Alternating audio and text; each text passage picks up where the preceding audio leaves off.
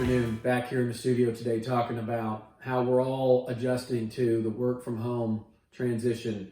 So I want to share a little history with you that I remember being a young boy in Harris County, Houston, Texas, moving there from Austin, Texas, and my father's employer had just built recently a 40-story, give or take, skyscraper building, office building outside of the Galleria area, what is now known as the Woodlands.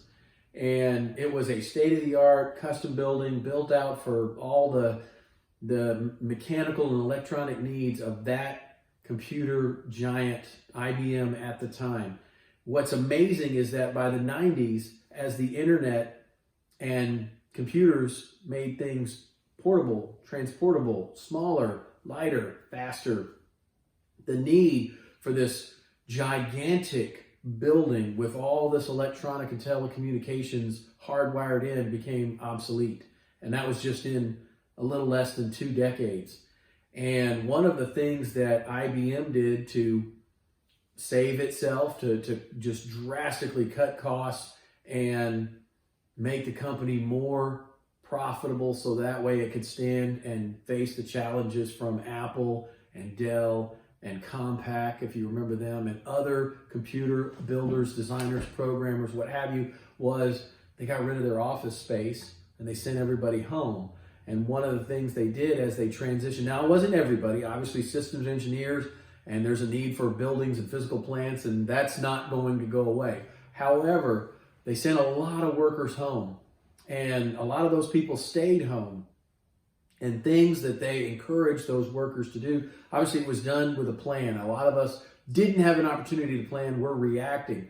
But make a plan now. Having a plan, having a written outline of what the plan is and the goals and what you want to accomplish with that transition, even if you're having to do a Monday morning quarterback, as the expression goes, is better than no plan. Because if you don't have a plan, you're just adrift. And when you're adrift, you're going to end up on the rocks.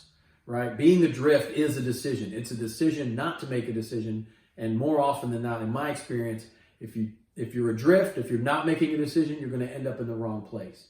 So you don't want that. Making some sort of plan that's cohesive, even if it's retroactive, about how you're going to transition yourself, your team, your colleagues, your subordinates, your superordinates, your boss, and how y'all are going to make this work in the new business model. And having a workstation at home, and while this may just be another 2 or 3 weeks, but just having a dedicated workstation, having some dedicated routine, and then another one is the interaction. I think it's critical. I'm learning this myself, but something that I have always felt was critical was having daily contact with my teammates. It's something that goes back all the way to military service. It's almost the very first thing you do every day when you're in the service. And I think that transitions into the business world. Not only is it important, I think it's absolutely mandatory. And it doesn't have to be first thing in the morning, like morning muster in the Coast Guard, but it certainly does need to be daily. Just having that contact, checking on your teammates, making sure that you're all working towards the same goal, and having that not only dedicated workstation, but also that routine. So those are some critical things and a little bit of history about working from home that I think can benefit all of us as we're figuring out this new normal. Anyway, I hope you guys have a wonderful day, and see you in the studio.